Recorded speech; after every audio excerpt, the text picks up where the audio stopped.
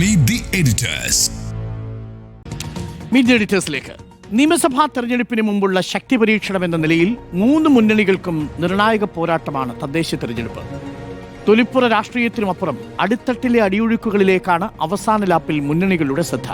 ശബരിമല സ്വർണ്ണക്കൊള്ളയും രാഹുൽ മാങ്കൂട്ടത്തിനെതിരായ ലൈംഗികാരോപണവും ഇടതു വലതു മുന്നണികൾക്ക് പ്രധാന ആയുധങ്ങളാണ്. ചൂരൽമല ദുരന്തമുഖത്ത് പോലും അവഗണന കാണിച്ച കേന്ദ്ര നയവും പാളയത്തിലെ പടയും മൂന്നാമിടം തേടുന്ന NDAയ്ക്കും പ്രതിസന്ധിയുമാണ്.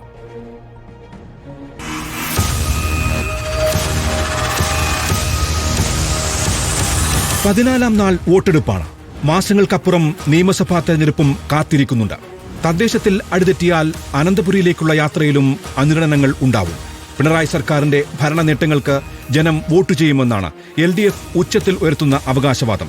പതിറ്റാണ്ടോടടുത്ത പിണറായി ഭരണത്തിൽ കേരളം വികസന മുരടിപ്പിലാണെന്നാണ് പ്രതിപക്ഷത്തിന്റെ പ്രചാരണായുധം. ഒപ്പം വാഗ്ദാന പെരുമഴയും മുന്നിൽ വെക്കുന്നു. പുറമേക്ക് വികസനോന്മുഖ രാഷ്ട്രീയം പറയുന്നുണ്ടെങ്കിൽ അവസാന ലാപ്പിലെ അടിയൊഴുക്കുകളെക്കുറിച്ച് മുന്നണികൾക്കെല്ലാം ആശങ്കയുണ്ട്. സോഷ്യൽ എഞ്ചിനീയറിംഗ് എന്ന ഓമന പേരിട്ട് അപാരമായ മെയ്വഴക്കത്തോടെ കടഞ്ഞെടുത്ത പുതിയ രാഷ്ട്രീയ സമവാക്യങ്ങൾ അതിൽ നിർണായകമാണ്. വെള്ളാപ്പള്ളിയും വെൽഫെയർ പാർട്ടിയും കടന്ന് അത് പാലത്തായി വരെ നീണ്ടതാണ്. ശബരിമല സ്വർണ്ണക്കൊള്ളയാണ് ഇടതുപക്ഷത്തിന്റെ വലിയ പ്രതിസന്ധി. അയ്യപ്പന്റെ സ്വർണം കട്ടവരെന്ന ആക്ഷേപത്തിൽ പത്തനംതിട്ട ജില്ലാ കമ്മിറ്റി അംഗം A. പത്മകുമാറും മുതിർന്ന നേതാവ് N. വാസുവും ഇപ്പോൾ ജയിലിലാണ്. SITയുടെ അന്വേഷണ പരിധിയിൽ അടുത്തത് മുൻ മന്ത്രി കടകംപള്ളി സുരേന്ദ്രൻ ആണെന്നാണ് പറഞ്ഞു കേൾക്കുന്നത്.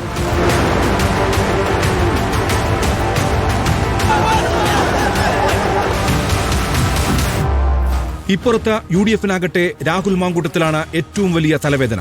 സസ്പെൻഷനിൽ ആണെങ്കിലും പാലക്കാട്ടെ തദ്ദേശ തെരഞ്ഞെടുപ്പ് പ്രവർത്തനങ്ങളിൽ മാങ്കൂട്ടത്തിൽ സജീവമാണ്. ഒരു റീ എൻട്രിക്ക് ശ്രമിക്കുന്നതിനിടെ മുന്നണിയെ ആകെ പ്രതിരോധത്തിലാക്കി രാഹുലിനെതിരെ പെൺകുട്ടിയുടെ കൂടുതൽ വെളിപ്പെടുത്തലുകൾ ഇന്നലെ പുറത്തു വന്നു.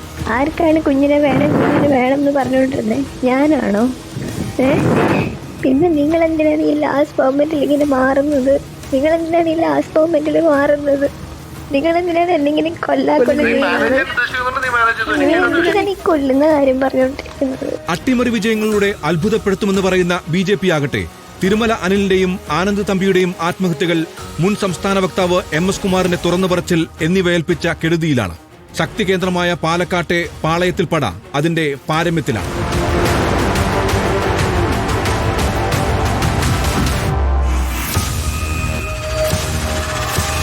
അടിയൊഴുക്കുകൾ ആരെ തുണയ്ക്കും?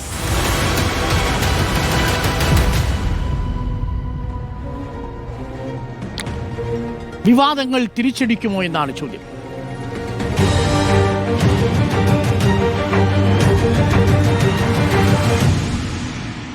വിവാദങ്ങൾ ഈ തദ്ദേശ തെരഞ്ഞെടുപ്പിൽ തിരിച്ചടിക്കുമോ എന്നുള്ളതാണ് ചോദ്യം. ജിമ്മി, പ്രധാനമായും ശബരിമല സ്വർണ്ണക്കൊള്ളയാണ് പ്രതിപക്ഷം ആയുധമാക്കി മാറ്റിയ വിവാദം. ഇടതുപക്ഷം പക്ഷേ രാഹുൽ മാങ്കൂട്ടത്തിൽ വിഷയത്തിൽ കയറി പിടിച്ചിട്ടില്ല. അതിങ്ങനെ അന്തരീക്ഷത്തിൽ സാമൂഹിക മാധ്യമങ്ങളിൽ കിടന്ന് കളിക്കുന്നു എന്നതിനുമപ്പുറം. എന്നാൽ മറുഭാഗത്ത് അവർ പോസിറ്റീവായ ജനപ്രിയ വാഗ്ദാനങ്ങൾ, അത് വാഗ്ദാനങ്ങൾ മാത്രമല്ല, പെൻഷൻ കയ്യിൽ കിട്ടിയതടക്കമുള്ള കാര്യങ്ങൾ ചൂണ്ടിക്കാട്ടിയാണ് അവരുടെ ക്യാമ്പയിൻ തന്നെ അവർ രൂപീകരിച്ചിരിക്കുന്നത്. അങ്ങനെയാണ്. അപ്പോൾ ഈ തദ്ദേശ തെരഞ്ഞെടുപ്പിലും ഒരുപക്ഷെ നിയമസഭയിലും അതായിരിക്കും സ്ട്രാറ്റജി. വിവാദങ്ങൾക്ക് പിന്നാലെ തൽക്കാലം ഇടതുപക്ഷം പ്രചരണത്തിൽ പോകുന്നില്ല എന്നുള്ളത് നമുക്ക് ദൃശ്യങ്ങളിൽ വ്യക്തമാണ്. തിരിച്ചടിക്കുമോ വിവാദങ്ങൾ? വിവാദങ്ങളില്ലാതെ ഒരു തെരഞ്ഞെടുപ്പ് എന്ന് പറഞ്ഞാൽ പിന്നെ അതിനൊരു പിന്നെന്ത് തെരഞ്ഞെടുപ്പാണ് എന്ന് മാത്രമല്ല, കാത്തിരുന്നത് പോലെ കറക്റ്റായിട്ട് ആ സമയമാകുമ്പോഴേക്കും വിവാദങ്ങളുടെ ഒരു ഘോഷയാത്ര തന്നെ നമ്മുടെ മുമ്പിൽ വന്നു നിൽക്കുകയും ചെയ്യുന്നുണ്ട്. അത് ശബരിമല സ്വർണ്ണക്കൊള്ളയായിരുന്നു. അതിനുശേഷം ഇപ്പോൾ ഏറ്റവും ഒരു ഇടവേളയ്ക്ക് ശേഷം രാഹുൽ മാങ്കൂട്ടത്തിൻ്റെ വിവാദം സജീവമാകുന്നു. പക്ഷേ തദ്ദേശത്തിൽ എപ്പോഴും നമുക്കറിയാവുന്നതുപോലെ ഇനിയിപ്പോൾ പ്രതിപക്ഷമോ ഭരണപക്ഷമോ ഇതൊക്കെ വലിയ വിഷയമാക്കി എടുക്കാൻ തീരുമാനിച്ചാൽ പോലും തദ്ദേശ തലത്തിൽ, വാർഡ് തലത്തിൽ വോട്ട് ചോദിക്കാൻ പോകുന്ന അംഗം ആ നാട്ടിലെ കാര്യത്തെക്കുറിച്ചോ വഴിയെക്കുറിച്ചോ ഒക്കെ ആയിരിക്കും, അല്ലെങ്കിൽ ആ നാട്ടിലെ കുറച്ച് വലുതായ ചില അഴിമതികളെക്കുറിച്ചൊക്കെ ആയിരിക്കും. അത് മാത്രമല്ല, ഏറ്റവും കൂടുതൽ ജാതി മത സമുദായ സമവാക്യങ്ങളൊക്കെ സജീവമായി വർക്ക് ചെയ്യുന്ന ഒരു സ്ഥലമാണ് തദ്ദേശ തെരഞ്ഞെടുപ്പ്. വളരെ ചെറിയ സ്ഥലമാണ്. 10,200 1300 വോട്ടാണ്. അവിടുത്തെ പ്രാദേശിക ഘടകങ്ങൾ തന്നെ ഒരുപാടുണ്ട്. അതിനിടയ്ക്ക് സാധാരണഗതിയിൽ തെരഞ്ഞെടുപ്പുകളിൽ വളരെ വലിയ വിവാദങ്ങളൊന്നും പിടിക്കാറില്ല. പക്ഷേ നമുക്ക് വിവാദങ്ങൾ പിടിക്കാനാണെങ്കിൽ ഇപ്പോൾ പറഞ്ഞ 2 കാര്യങ്ങൾ, അതായത് ശബരിമലയോ അല്ലെങ്കിൽ രാഹുൽ മാങ്കൂട്ടത്തിലുള്ള പുതിയ ഓഡിയോ, അല്ലാതെ ഒരുപാട് വിഷയങ്ങളുണ്ട്. ഇപ്പോൾ വയനാട്ടിൽ കോൺഗ്രസിൻ്റെ പ്രധാനപ്പെട്ട ഒരു നേതാവ് ആത്മഹത്യ ചെയ്തു, അതിന് മുമ്പുണ്ടായ ആത്മഹത്യകൾ, അതിൻ്റെ പേരിലുണ്ടായ കേസുകൾ, CPMനാണെങ്കിൽ കരുവന്നൂർ സഹകരണ ബാങ്കിൻ്റെ വിഷയം, തിരുവനന്തപുരത്ത് BJPയുടെ ഒരു പ്രധാനപ്പെട്ട നേതാവ് ആത്മഹത്യ ചെയ്തത്, അവരുടെ സഹകരണ സംഘങ്ങൾ തകർന്നത്, വിഷയങ്ങൾ ഒരുപാടുണ്ട്. ഇതിനെല്ലാം പ്രാദേശിക സ്വഭാവമുണ്ട്. ആ പ്രാദേശിക സ്വഭാവത്തിൽ അത് നിൽക്കുകയുള്ളൂ എന്നാണ് ഞാൻ വിചാരിക്കുന്നത്. വിവാദങ്ങൾ ഇനി തിരിച്ചടി എന്ന് പറഞ്ഞാൽ ശബരിമലയിലെ സ്വർണ്ണക്കൊള്ള പക്ഷേ ഒരു വൈകാരിക വിഷയമാണ്. കോൺഗ്രസ് ഈ വിഷയം സജീവമാക്കി എല്ലാ സ്ഥലത്തും എടുക്കുമെന്ന് ഞാൻ വിചാരിക്കുന്നില്ല. കാരണം കോൺഗ്രസിൻ്റെയോ അല്ലെങ്കിൽ തദ്ദേശ തെരഞ്ഞെടുപ്പിൻ്റെ രീതി അങ്ങനെയല്ല. ഈ തെരഞ്ഞെടുപ്പ് റിപ്പോർട്ട് ചെയ്യാൻ പോയാലൊക്കെ നമുക്ക് മനസ്സിലാകും തദ്ദേശ തെരഞ്ഞെടുപ്പിൻ്റെ ഒരു രീതി മറ്റൊരു തരത്തിലാണ്. ഒരു ഏരിയ മുഴുവൻ വിളിച്ചു കൂട്ടിയുള്ള വലിയ സമ്മേളനങ്ങളും പരിപാടികളും കാടടച്ചുള്ള പരിപാടികളും കുറയും. പക്ഷേ പ്രാദേശിക ലെവലിൽ ഗ്രാസ് റൂട്ട് ലെവലിലെ സാധാരണ പ്രവർത്തകരുടെ കാൻഡിഡേറ്റ്സിൻ്റെ നീക്കങ്ങളും അവരുടെ തന്ത്രങ്ങളും തിരിച്ചടികളൊക്കെയാണ് എപ്പോഴും നടക്കുക. അങ്ങനെയാണ് എല്ലാ കാലത്തും ഉണ്ടായിട്ടുള്ളത്. പക്ഷേ ശബരിമല ഒരു വൈകാരിക വിഷയമാണ്. അതിനിപ്പോൾ ആരെങ്കിലും പറഞ്ഞാലും പറഞ്ഞില്ലെങ്കിലും അത് നിലനിൽക്കും എന്നുള്ളതാണ്. അതുപോലെ തന്നെയാണ് രാഹുൽ മാങ്കൂട്ടത്തിൻ്റെ വിഷയവും. കേരളം ചർച്ച ചെയ്യുന്നൊരു വിഷയമാണ്. കേരളത്തിൽ എല്ലാവർക്കും താല്പര്യമുള്ള, കേരളം ശ്രദ്ധിക്കുന്ന ഒരു വിഷയമാണ്. ശബരിമലയിൽ ഇപ്പോൾ എന്താണ് സംഭവം? CPM പ്രധാനപ്പെട്ട നേതാവ് ജയിലിലായിട്ട് 5 ദിവസം കഴിയുന്നു. CPM വളരെ അടുപ്പമുള്ള, പിന്നീട് ദേവസ്വം ബോർഡ് പ്രസിഡൻ്റായ ഒരാൾ ജയിലിലായിട്ട് 14 ദിവസം കഴിയുന്നു. CPM ഈ കാര്യത്തിലെടുത്ത നിലപാട് നമ്മളൊക്കെ വിചാരിച്ചത് ഇന്ന് CPM പത്തനംതിട്ട ജില്ലാ കമ്മിറ്റി ചേരുകയാണ്. അത് വിളിച്ചു കൂട്ടിയത് തന്നെ ഈ വിഷയത്തിൽ തീരുമാനമെടുക്കാനാണെന്നും പാർട്ടി പ്രതിരോധത്തിലായ സാഹചര്യത്തിൽ തൽക്കാലം ഇദ്ദേഹത്തെ സസ്പെൻഡ് ചെയ്യും എന്ന് ആണ് വിചാരിച്ചിരുന്നത്. പക്ഷേ യോഗത്തിനകത്ത് CPM സംസ്ഥാന സെക്രട്ടറി പറഞ്ഞതായി നമ്മൾക്ക് മനസ്സിലാകുന്നത് പാർട്ടി ഉത്തരവാദിത്തത്തോടെ പദവികൾ ഏൽപ്പിച്ച ആളുകൾ അത് നിർവഹിച്ചില്ല എന്നാണ്. പക്ഷെ പുറത്ത് പറഞ്ഞത് ഒരു കഷ്ണം കടലാസ് രേഖ കൈ കിട്ടിയിട്ടുണ്ടെങ്കിൽ നമ്മൾ നടപടിയെടുക്കും എന്നാണ് പറഞ്ഞത്. ഇത് ഏത് കടലാസിൻ്റെ കാര്യമാണ്? എന്ന് വരുന്ന കടലാസിൻ്റെ കാര്യമാണ് ഈ പറയുന്നത്? എന്ന് വരും ഈ കടലാസ്? ഇപ്പോൾ നമ്മുടെ മുമ്പിൽ FIR ഉണ്ട്, നമ്മുടെ മുമ്പിൽ റിമാൻഡ് റിപ്പോർട്ടുണ്ട്. റിമാൻഡ് റിപ്പോർട്ടിൽ P. ജയരാജൻ പറഞ്ഞതുപോലെ ഭരണപരമായ വീഴ്ചയല്ല, ഗൂഢാലോചന എന്നാണ് എഴുതിയിരിക്കുന്നത്. ഗൂഢാലോചന നടത്തിയ ഒരാൾ ജയിലിലാണ്. ഇനി എന്താണ് തെളിവ് വേണ്ടത്? ആരാണ് ഈ പിടിച്ച് ജയിലിലിട്ടത്? പിടിച്ചത് SIT ആണ്. ആ SIT തീരുമാനിച്ചതിൻ്റെ മേൽനോട്ടം നടത്തുന്നത് കോടതിയാണ്. ഈ രണ്ടിനെയും വളരെ വിശ്വാസമാണെന്ന് പറഞ്ഞ CPM നേതൃത്വം, സർക്കാരിൻ്റെ കൂടെയുള്ള എല്ലാവരും ഇപ്പോൾ ഈ കാര്യത്തിൽ മറ്റൊരു ഗെയിം കളിക്കുകയാണ്. ഇതൊരു പ്രശ്നമായി വന്നാൽ, ഒരു ചോദ്യം വന്നാൽ എന്താണ് മറുപടി രാഹുലാണ്, രാഹുൽ മാങ്കൂട്ടത്തിനാണ്. രാഹുൽ മാങ്കൂട്ടത്തിൻ്റെ കാര്യത്തിൽ ഏറ്റവും അവസാനം പ്രതികരിച്ചത് മുൻ KPCC പ്രസിഡൻ്റാണ്. കുടുങ്ങിയോ? മുൻ KPCC പ്രസിഡന്റ് പറഞ്ഞത് ഓഡിയോ അത് ഞാൻ കേട്ടിട്ടില്ല, പക്ഷേ അയാൾ പ്രതിയാണ്, അത് അയാൾ പറഞ്ഞിട്ടുണ്ടല്ലോ. അപ്പോൾ എന്താ വേണ്ടത്? രാഹുൽ തിരിച്ചു വരണം എന്നുള്ളതാണ്. കോൺഗ്രസിനെ വെട്ടിലാക്കുന്ന ഒരു പ്രസ്താവനയാണ്. പക്ഷേ ഇന്ന് VD സതീശൻ പറഞ്ഞാണ് അതിനകത്ത് മർമ്മം. ഒരാൾക്കെതിരെ 2 നടപടി പറ്റുമോ? ഞങ്ങൾ അദ്ദേഹത്തിനെതിരെ നടപടിയെടുത്തു, അയാളെ സസ്പെൻഡ് ചെയ്തു. അന്ന് ആദ്യം നിങ്ങളെല്ലാവരും പറഞ്ഞത് അയാളെ 1 മാസത്തേക്ക് സസ്പെൻഡ് ചെയ്തു, തിരിച്ചെടുക്കുമെന്നുള്ള, തിരിച്ചെടുത്തിട്ടില്ല, അയാൾ സസ്പെൻഷനിലാണ്. എന്ന് മാത്രമല്ല ഇതിനകത്തൊരു പ്രീസിഡൻസ് ഇല്ലാതിരുന്നൊരു കാര്യമായിരുന്നു. കേരളത്തിൽ ഇതിനു മുമ്പ് സ്ത്രീ പീഡനവുമായി ബന്ധപ്പെട്ടോ സ്ത്രീകളുടെ പരാതിയിലോ പെട്ടുപോയ MLAമാർ ഒരുപാടുണ്ട്. ഈ കഴിഞ്ഞ സർക്കാരുകളുടെ കാലത്ത് തന്നെ ഉണ്ട്. അത് കോൺഗ്രസിൻ്റെ ഭാഗത്തുനിന്നുണ്ട്, CPM ഭാഗത്തുനിന്നുണ്ട്. അവരോട് ആരോടും കാണിക്കാത്ത രീതിയിലുള്ള ഒരു വേട്ടയാടൽ സമീപനം എതിർ പാർട്ടികളുടെ ഭാഗത്തുനിന്നുണ്ടായിട്ടുണ്ട്. CPM ഭാഗത്തുനിന്നായാലും BJP ഭാഗത്തുനിന്നായാലും ഉണ്ടായിട്ടുണ്ട്. അതുപോലെ തന്നെ കോൺഗ്രസ് പാർട്ടിയും ഇതുവരെ വേറെ ഒരു പാർട്ടിയും ചെയ്യാത്തതുപോലെ രാഹുൽ മാങ്കൂട്ടത്തിലിനെ എനിക്ക് തോന്നുന്നു 48 മണിക്കൂറിനുള്ളിൽ തന്നെ പദവിയിൽ നിന്ന് അദ്ദേഹത്തെ സസ്പെൻഡ് ചെയ്യുകയും കോൺഗ്രസിൻ്റെ പ്രാഥമിക അംഗത്വം സസ്പെൻഡ് ചെയ്യുകയും ചെയ്തു. അത്രയും നിൽക്കുന്നു. എന്നിട്ടും രാഹുൽ മാങ്കൂട്ടത്തിലെ പൊതുപരിപാടികൾ ബഹിഷ്കരിക്കും, അദ്ദേഹത്തെ തടയും, അദ്ദേഹം കയറാൻ പാടില്ലെന്നൊക്കെ പറഞ്ഞ് വലിയ ബഹളമായിരുന്നു 1 മാസം. ഇന്നലെ പാലക്കാട് കൃഷ്ണദാസ് പറഞ്ഞ ഒരു പ്രധാന CPM കൃഷ്ണദാസ് പറഞ്ഞത് ഞങ്ങളിത്തരം ചീള് പരിപാടിക്കൊന്നും നിൽക്കില്ല, അതൊക്കെ വളരെ മോശം കാര്യമാണ്, ഞങ്ങൾ വിട്ടു എന്നാണ്. എന്തോ ആട്ടെ, അപ്പോൾ അവരത് വിട്ടു. പക്ഷേ രാഹുൽ മാങ്കൂട്ടത്തിനെതിരെ ഒരു നടപടി കോൺഗ്രസ് പറയുമ്പോൾ ഞങ്ങൾ എടുത്തു എന്ന് പറഞ്ഞാൽ അത് ശരിയാണ്, നടപടി എടുത്തിട്ടുണ്ട്. ഇതിനു മുമ്പ് അങ്ങനെ ഒരു നടപടി എടുത്തിട്ടുമില്ല. CPM ഭാഗത്തു നിന്ന് 2 പ്രധാനപ്പെട്ട CPM വളരെ അടുപ്പമുള്ള ആളുകൾ, അത് ഒരാൾ പാർട്ടിയുടെ 42 വർഷമായി ജില്ലാ കമ്മിറ്റി അംഗമായിരിക്കുന്ന ഒരാൾ ജയിലിൽ കിടക്കുകയാണ്. അത് CPM സർക്കാർ ഭരിക്കുന്ന കാലത്തെ പോലീസാണ് അയാളെ പിടിച്ചത്, കോടതിയാണ് മേൽനോട്ടം വഹിച്ചത്. പക്ഷേ അയാൾക്കെതിരെ നടപടി എടുക്കില്ല, കടലാസ് വരട്ടെ എന്നാണ് പറയുന്നത്. ഇത് എന്ന് വരുന്ന കടലാസിൻ്റെ കാര്യമാണെന്ന് ഇപ്പോഴും മനസ്സിലാകുന്നില്ല. MV ഗോവിന്ദൻ എന്ന് പറഞ്ഞത് വിധി വരട്ടെ എന്നല്ല, എന്തെങ്കിലും തെളിവ് വരട്ടെ എന്നാണ്. ഇതിൽ കൂടുതൽ എന്ത് തെളിവാണ്? ഭരണപരമായ വീഴ്ചയെന്ന് MV ഗോവിന്ദൻ പറയുന്നില്ല. P. ജയരാജൻ്റെ ഫേസ്ബുക്ക് പോസ്റ്റാണ് ഔദ്യോഗികമായി വന്നത്. പിന്നെ ചർച്ചയിൽ വന്ന് പങ്കെടുക്കുന്നവർ പറയുന്നുണ്ട്. പക്ഷേ അത് ഭരണപരമായ വീഴ്ചയല്ല. പോലീസിൻ്റെ തന്നെ റിമാൻഡ് റിപ്പോർട്ടിൽ എഴുതിയിരിക്കുന്നത് ഗൂഢാലോചന എന്നാണ്. അങ്ങനെയാണെങ്കിൽ അത് ഗൂഢാലോചന കേസിലാണ് അദ്ദേഹം അകത്ത് കിടക്കുന്നത്. അങ്ങനെ ഒരാളെ സംരക്ഷിക്കാൻ എടുക്കുന്ന ധൃതിയും തിരക്കും അതുപോലെ തന്നെ വല്ലാതെ വിശദീകരിച്ച് ബുദ്ധിമുട്ടുന്നതും എന്തിനാണ്? ഇതൊരു ചർച്ചാ വിഷയമായി തന്നെ നിൽക്കും. അതേസമയം രാഹുൽ മാങ്കൂട്ടത്തിൻ്റെ കാര്യത്തിൽ ഏറ്റവും അവസാനം മുൻ KPCC പ്രസിഡന്റ് പറഞ്ഞതും കോൺഗ്രസിനെ വെട്ടിലാക്കാൻ സാധ്യതയുണ്ട്. പക്ഷേ എൻ്റെ അഭിപ്രായത്തിൽ ശബരിമലയായിരിക്കും ഒരു തട്ട് കൂടുതൽ നിൽക്കുക. കാരണം അതൊരു വൈകാരിക വിഷയമായതുകൊണ്ടും അത് കാര്യമായി ജനങ്ങൾ ഇപ്പോഴും ചർച്ച ചെയ്യുന്നു എന്നുള്ളത് കൊണ്ടും അതിലൊരു പ്രശ്നമുണ്ട്. CPM അതിനകത്ത് ഒരു കുരുക്കിലാണ് പോയി നിൽക്കുന്നത്. അപ്പോഴും പ്രാദേശിക വിഷയങ്ങൾ മാത്രം ചർച്ച ചെയ്യുന്ന തെരഞ്ഞെടുപ്പിൽ ഇത് വ്യാപകമായി പ്രചരിക്കുമോ എന്ന് ചോദിച്ചാൽ നമുക്ക് കണ്ടറിയാം. തെരഞ്ഞെടുപ്പ് ഫലം കഴിയുമ്പോൾ കേരള വ്യാപകമായി ഒരു വേവ് ഉണ്ടെങ്കിൽ, അത് കോൺഗ്രസ് അനുകൂലമാണെങ്കിൽ നിശ്ചയമായും ശബരിമല ആ വോട്ട് കൊടുത്തതിൽ ഒരു പ്രധാനപ്പെട്ട ഘടകം തന്നെയായിരിക്കും, അല്ലെങ്കിൽ മറ്റു പലതും. സ്വർണ്ണക്കൊള്ളയിലെ വിവാദവും രാഹുൽ മാങ്കൂട്ടത്തിൽ ലൈംഗികാരോപണങ്ങളിൽ പെട്ടതുമെല്ലാം അടക്കമുള്ള വിവാദങ്ങൾ തദ്ദേശ തെരഞ്ഞെടുപ്പിൽ തിരിച്ചടിക്കുമോ എന്നാണ് ചോദ്യം. സുജയ. തദ്ദേശ തെരഞ്ഞെടുപ്പിൽ തിരിച്ചടിക്കില്ല എന്നതാണ് എൻ്റെ അഭിപ്രായം. അതിൻ്റെ വ്യക്തമായ കാരണം, ഈ വിവാദങ്ങൾ ഉയരുമ്പോൾ ആ വിവാദങ്ങൾ എത്രത്തോളം ചർച്ചയാക്കാൻ എതിർപക്ഷത്ത് നിൽക്കുന്നവർക്ക് സാധിക്കുന്നുണ്ട് എന്നതുകൂടി നമ്മൾ നോക്കേണ്ടതുണ്ട്. ഇപ്പോൾ ശബരിമല സ്വർണ്ണക്കൊള്ളയിൽ ഇന്ന് പ്രതികരണങ്ങൾ നമ്മൾ എടുത്തു നോക്കുകയാണെന്നുണ്ടെങ്കിൽ UDF-ൽ നിന്ന് KC വേണുഗോപാലിൻ്റെ ഒരു പ്രസംഗം മാത്രമാണ് ഈ വിഷയത്തിൽ ശക്തമായ പ്രതികരണമായി നമുക്ക് എടുത്തു കാണിക്കാൻ പറ്റുന്നത്. ഫോക്കസ്ഡ് ആയിട്ട് എല്ലാ നേതാക്കളും ഒരേ വിഷയം ഏറ്റെടുത്തുകൊണ്ട് മറുപക്ഷത്തെ ആക്രമിക്കുന്ന ഒരു രീതിയൊന്നും ഈ തദ്ദേശ തെരഞ്ഞെടുപ്പിൽ കാണുന്നതേയില്ല. അവിടെയും ഇവിടെയുമായി പറയുകയാണ്. അപ്പോഴും എന്താണ് നിങ്ങളുടെ വിമർശനത്തിന്റെ ക്രക്സ് എന്ന് ചോദിച്ചു കഴിഞ്ഞാൽ അത് പലയിടങ്ങളിലും പലതാണ്. ഇപ്പോൾ പത്തനംതിട്ട ജില്ല തന്നെ നമ്മൾ എടുത്ത് നോക്കിക്കഴിഞ്ഞിട്ടുണ്ടെങ്കിൽ പത്തനംതിട്ടയിലെ തദ്ദേശ സ്ഥാപനങ്ങളിലേക്ക് ഉള്ള തെരഞ്ഞെടുപ്പിൽ അവിടെയാണല്ലോ ശബരിമല സ്വർണ്ണക്കൊള്ള ജില്ലാ കമ്മിറ്റി അംഗം ജയിലിൽ കിടക്കുന്ന സാഹചര്യത്തിൽ ഏറ്റവും നന്നായി ഉപയോഗിക്കാൻ കഴിയുക. അവിടെ എത്രത്തോളം അത് ഉപയോഗിക്കുന്നുണ്ട്, അവിടെ അത് എത്രത്തോളം ചർച്ചയാകുന്നുണ്ട്. ഇന്ന് ഒരു വാർഡിൽ 3 സുനിതമാർ മത്സരിക്കുന്നതിനെ കുറിച്ചുള്ള ഒരു റിപ്പോർട്ട് നമ്മൾ പ്രേക്ഷകരിലേക്ക് എത്തിച്ചിരുന്നു. പത്തനംതിട്ട ജില്ലയിലാണ് 3 സുനിത, അതായത് BJP-ക്ക് ഒരു സുനിത, UDF-ന് ഒരു, കോൺഗ്രസിന് ഒരു സുനിത, CPIM-ന് ഒരു സുനിത. 3 സുനിതമാരുടെയും ഇനിഷ്യൽ എന്ന് പറയുന്നത് 2 അക്ഷരം വീതമുള്ള 2 ഇനിഷ്യലുമാണ്, അല്ലാതെ പ്രത്യേകിച്ച് സർനെയിംസ് ഡിഫറൻറ്റും അല്ല. അപ്പോൾ ഇവരെ എങ്ങനെ തിരിച്ചറിയുമെന്ന് ഒരു വോട്ടറോട് ചോദിക്കുന്നുണ്ട് നമ്മുടെ റിപ്പോർട്ടർ. അപ്പോൾ പറഞ്ഞു, ചിഹ്നം നോക്കി കുത്തും. പ്രാദേശിക തെരഞ്ഞെടുപ്പിൽ പലയിടങ്ങളിലും ഈ തദ്ദേശ സ്വയംഭരണ സ്ഥാപനങ്ങളിലേക്കുള്ള തെരഞ്ഞെടുപ്പിൽ ചിഹ്നം നോക്കി വോട്ട് ചെയ്യുന്ന ആളുകൾ ഇപ്പോഴും ഉണ്ട് എന്നത് നമ്മൾ അംഗീകരിക്കേണ്ട ഒരു യാഥാർത്ഥ്യമാണ്. അവിടെ എത്രത്തോളം ഈ വിഷയങ്ങൾ, ആ പ്രാദേശിക വിഷയങ്ങൾക്കൊപ്പം സംസ്ഥാന തലത്തിൽ ചർച്ചയാകുന്ന വിഷയങ്ങൾ എത്തിക്കാൻ മുന്നണികൾക്ക് സാധിക്കുന്നുണ്ട്. അങ്ങനെ എത്തിച്ചാൽ മാത്രമാണ് ഈ വിവാദങ്ങൾ വോട്ടായി മാറുക. അല്ലാത്ത പക്ഷം സർക്കാരിന് സ്വാഭാവികമായി ചെയ്യാൻ കഴിയുക എന്താണ്?